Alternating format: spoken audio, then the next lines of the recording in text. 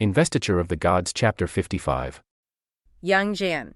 He's one of the key players for the Western Key Forces. Right, a very capable disciple of Yuding Zenren. And he's got a serious problem on his hands. Which is? An enemy general named Tuxingsun.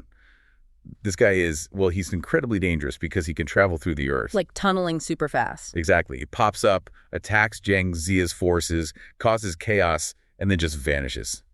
Impossible to pin down. Okay, so Yang Jian needs to stop him. And Yang Jian knows some earth magic himself, right? He does, yeah. So he thinks, maybe I can use that to get an edge, find the way to counter Tuxingsun. That's his mission. But even before he leaves, there's this hint of destiny involved. Definitely. There's a poem right at the start. It basically says Tuxingsun got involved because of his own desires, straying from his master's path. But it also suggests his tricks won't last forever. Fate, maybe even the cosmic matchmaker, Yu Lao, has other plans. Justice is coming. Yang Jian sets out. He uses his earth-traveling technique, aims for Jialong Mountain, where Tuxingsun's teacher is. And he immediately misses, like spectacularly. He lands somewhere completely different, and the description is amazing, right? It sounds unreal. Totally. Not just some random mountain. It's described as almost, heavenly. Ancient pines, cranes calling, peaks touching the stars. Better than Penglai, the text says. Wow. So way off course, but in a pretty impressive location. Very impressive. He finds this huge complex, like a palace, with a sign. Kungliwan Duke, the Blue Luan fighting palace. Okay, so who lives here? He bumps into a Taoist nun, that doggo. She's dressed magnificently, great red robe, crane patterns, attended by immortal kids. And Yang Jian explains himself. Yeah, he's very polite. Apologizes for just, popping up unannounced. Says who he is, Yuding Zenren's disciple, on an urgent mission against Tuxingsun. And her reaction. This is the big reveal, isn't it? He really is. She tells him she's Longji princess. Princess. As in royalty. Celestial royalty. Daughter of the Haoshan god and the Yaoji Golden Mother, the highest of the high. So what's she doing exiled on some mountain palace? That's the kicker. She got banished. Apparently, she lost proper etiquette serving wine at the peach banquet. The peach banquet, like the big celestial party. The very one. Imagine it. Maybe she tripped, spilled some ambrosia, showed a moment's disrespect, and bam, exile. Ouch. That's a harsh penalty for bad table manners. Extremely. But her being there in exile turns out to be exactly what Yang Jian needs. It's pure serendipity. Because she gets it. She understands failure, maybe. Or maybe just the bigger picture. She cuts right through the problem. She tells him, forget trying to outmagic Tuxingsun on the battlefield. So what's the plan? Go get his teacher, Zhu Li's son. Bring the master down from his mountain. That's how you neutralize the student. The old teacher overrides the student's magic trick. Seems to be a rule here, yeah. The master's authority is absolute. So the princess gives him the real strategy. And Yang Jian is like, okay, got it, and tries again. Immediately. Thanks, the princess dives back into the earth, aiming for Zhu Li's son's place, this time for real. Second time's the charm, right? He's got the divine plan now. You'd think. But no. Fails again, completely whiffs the location. Seriously? Yeah. Where does he end up now? Somewhere totally different. Low-lying, marshy, swampy ground. It's like the universe is actively messing with his GPS. And this landing isn't quite as picturesque as the last one? Not even close. It's instant chaos. Right. A massive storm just erupts out of nowhere. Dust flying, trees crashing down, water surging like crazy. This sounds violent. And then something comes out of the water, a monster. Great. Yeah, described with a mouth like a blood basin, teeth like steel swords, roaring about smelling a mortal man. But Yang Jian isn't easily scared. Not at all. He fights back. Doesn't mess around either. After just a couple of moves, he hits it with a 5 Sunder spell. Pretty much. Big flash, big bang. The monster immediately turns tail and runs. Where does it go? It dives into this stone cave nearby. The entrance is described as being pretty big, like fist-sized, but meaning large, like doodah. And Yang Jian follows. Of course. It's pitch black inside, so he uses his special vision, the 3 flavored fire eyes. Like built-in night vision. Better, like built-in floodlights. The cave lights up bright as day. He looks around. The monster's gone. Vanished. Just like that. Maybe it was just a guardian. Seems likely. But the cave isn't empty. There are 2 things left behind, shining in the firelight. Okay, treasure time. What did he find? First, a weapon. A 3-pointed double-edged knife or spear. The weapon he becomes famous for later. Ah, that weapon. Nice find. And the second thing? A bundle. Inside there's a robe. Just a robe. Not just a robe. This is important. It's pale goose yellow, right? Yeah. Glowing, feels thick like a coin, has these cloud patterns. It's fancy. It's more than fancy. The text specifically links it to the central element, Earth, Uji. Earth, I am. Tuxingsun is the Earth traveler. Is this related? Exactly. But it's a different kind of Earth power. Tuxingsun's is about speed, chaos, popping up unexpectedly. This robe represents stable, central, foundational Earth. So it's like the antidote, the elemental counter. That's a great way to put it. He accidentally stumbled upon the perfect magical countermeasure for his enemy's main ability. It's almost unbelievable luck. Or maybe not luck, maybe fate pushing him again. Does he try it on? He does. And actually, it fits perfectly. Not too long, not too short, just right. Okay, so now he has the strategy from the princess and the magic gear from the monster cave. He's finally ready. He bundles it all up, ready to go find Julie's-sun. Yeah. But there's one more interruption. Oh, come on. What now? Just as he's grabbing his new stuff, two young boys suddenly appear, like out of thin air. And they're yelling. Yelling, what? Catch the thief! He stole the robe! Wait, they're accusing Yang Jian of being a thief after all that. Yeah, pretty fun, right? This powerful, immortal hero, being called a thief by a couple of kids, he shouts back, demanding who they are. And do they say? They do. They're the golden-haired boys of 5E Mountain. But the real magic happens when Yang Jian tells him his name and mentions his master, Yuding Zenren. Ah, instant recognition. Total reversal. Yeah. 1 second they're accusers, the next they're flat on the ground, prostrating themselves. Wow. They immediately realize who he is and declare themselves his disciples on the spot. Just like that. Oh, you're that Yang Jian. Okay, we work for you now. Pretty much. Fastest recruitment ever. Yang Jian accepts them, of course. He needs allies. And he gives them a job to do. Straight away. He tells them, okay, new disciples, your first mission, go to the Western Shi camp, report to General Jiang Zia. But how will Jiang Zia know they're legit? They're just two random boys showing up. Yang Jian thinks of that. He uses the stuff he just found. He tells them, take this spear, take this three-pointed knife, and take this amazing yellow robe. Ah, the proof. Exactly. Those items are undeniable proof of their connection to him and their new role. It validates them instantly. So the boys head off to Western Qi. They do. And when they arrive and present the gear, Jiang Zia is overjoyed. He realizes Yang Jian hasn't just been wandering around lost. He's been collecting everything they need. Right. All from getting lost twice. That's just...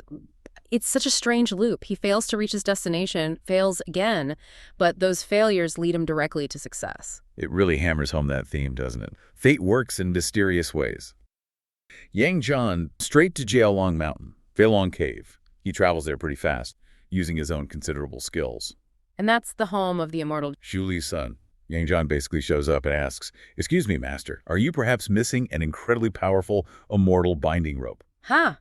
I bet that went down well. Not exactly. Huh. Julie's-sun confirms the theft immediately and is, furious, doesn't quite cover it. He calls Tuxingsun a beast. Says he privately descended the mountain, which is a massive taboo, and stole the treasure. So this isn't just a student messing up, this is a major breach. It reflects badly on the master himself. Oh, absolutely. It's a huge loss of face. Okay, so Yang Jian confirms the theft. He reports back to Jiang Zia, his commander. And Jiang Zia's reaction is interesting. Yeah, he praises Yang Jian, and things move fast now. Julie's-sun isn't about to let his reputation be ruined. He tells his attendant, basically, watch the shop, and head straight for Shiki. How does he travel? Some kind of immortal Uber? Something like that. The golden light of vertical travel method. Yeah. Super fast. He pops up in Jiang Zia's camp almost instantly. Okay. The master arrives. Apologies for his rogue student, I assume. Yes, very embarrassed. But he comes with a plan. He assures Jiang Zia they can capture Tuxingsun instantly. No need for a big fight, just precision. Right, but how do you trap someone who can literally vanish into the ground whenever he wants? That seems tricky. It is tricky. So they decide to use bait. Very high-profile bait. Jiang Zia himself. The next day, he rides out alone on his special mount, the Sabuxiang. The Sabuxiang, that mystical creature. Riding that out alone near the enemy camp, that's basically painting a giant target on his back, isn't it? Exactly. It's incredibly bold. Deng Zhigong, the enemy general, sees this and immediately thinks, what's Jiang Zia planning? He takes the bait. And Tuxingsun, what's his reaction? This is where his fatal flaw comes in. He's desperate for glory. He wants to capture Jiang Ziya to impress General Deng Zhigong because he's completely smitten with the general's daughter, Deng Shanyu. Oh, so there's romance involved, or at least the desire for romance. Absolutely. The text even says love and desire confuse people, and true nature is self-obscured.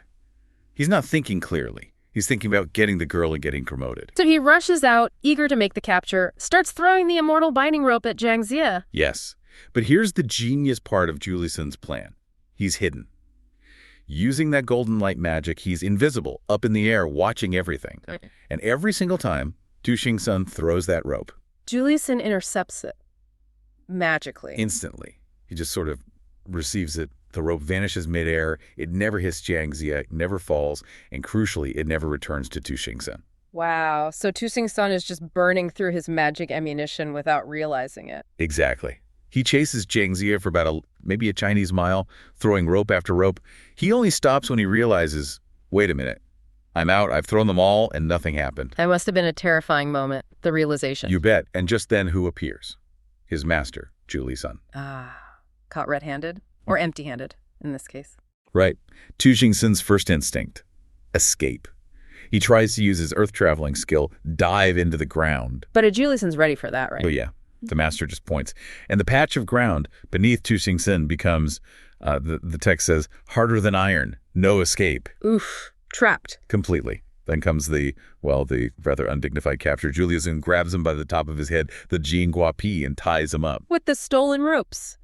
The irony. Perfect irony. So capture complete. They bring him back to Jiang Ziya's camp. And now the interrogation begins. Does he confess quickly? He does. He admits stealing the rope and also 2 gourds of elixir, the Danyao, but he adds a crucial detail. Which is? It wasn't entirely his idea. He was egged on by Shen Gongbao. Shen Gongbao. Of course. That guy is always lurking, causing trouble. What was his angle? The usual. He convinced Tuxingsun that seeking immortality was slow and pointless. Why not go for human wealth and status instead? Quick rewards, power, marriage, Trading enlightenment for earthly pleasure. A classic temptation. Exactly. But then, things get even darker.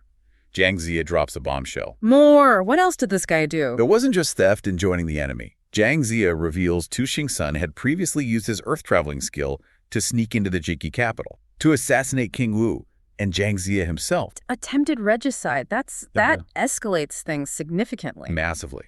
He apparently got right underneath some, ready to strike. How on earth did they survive an attack from below like that? That sounds impossible to stop. Pure dumb luck. Or maybe fate. A sudden gust of wind snapped a flagpole nearby. The noise startled Jiang Ziya, made him look down or sense something, just enough to disrupt the attempt. He was moments from death. Wow. And Juliuson the master, he hears this news. He's genuinely shocked, horrified. Yeah. You can imagine him thinking, my student tried to kill the leader of the righteous cause, using the skills I taught him.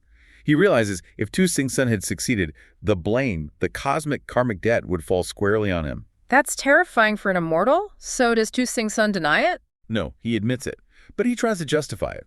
He says Deng Zhigong was pressuring him. He captured some big Shiki generals like Neza and Huang Tianhua, and the pressure was on to seal the deal, marry Deng Shanyu quickly. The assassination was a desperate career move, basically. Unbelievable. So thief, traitor, attempted assassin. Jiang Ziya must be ready to lop his head off right there. Absolutely. Jiang Ziya calls him a beast again and demands immediate execution. It seems like the only logical outcome, right? Militarily, yes. You can't let someone like that live. But this is where the story takes that classic Feng Xinyanyi twist. Juliuson steps in. He lowers his head, does this quick meditation, a calculation, a Mo-Swan. Calculating what? Troop movements? No. He's calculated the Tian Shu, the heavenly number, fate, destiny. And what does the cosmic calculator say? It says, execution canceled. He announces that Tuxingsun and Deng Shanyu, the woman he was trying to win over through war crimes, they have a predestined tied-foot destiny. You're kidding. They're fated to be married after all this. Fated. Tied together by destiny's red thread, basically. It's unavoidable. In this universe, that kind of destiny overrides, well, pretty much everything. But wait, there's more, isn't there? The prophecy wasn't just about the wedding. Correct. Juliuson adds that if this fated marriage happens, then Deng Zhigong, the enemy general, the bride's father, will also inevitably switch sides and become a minister for Zhu for Jiki. Whoa! Okay, so sparing the assassins secures not just an ally, but flips the entire enemy command structure. That's the implication. Suddenly, the strategic calculation flips entirely. Jiangxia struggles with it, obviously. Sparing this guy feels wrong. But Juliuson insists the heavenly number is set. You can't fight fate. So they have to pivot from executioner to Wedding planner. pretty much. They decide the best course is to lean into destiny. Jiang Ziya orders Tuxingsun released. Released. Just like that. Just like that. And then he dispatches one of his best diplomats, San Yisheng, to go over to Deng Zhugang's camp. Not to demand surrender, but To propose marriage on behalf of the guy who just tried to kill the king. Exactly. To act as a matchmaker and negotiate the wedding between Tuxingsun and Deng Chanyu.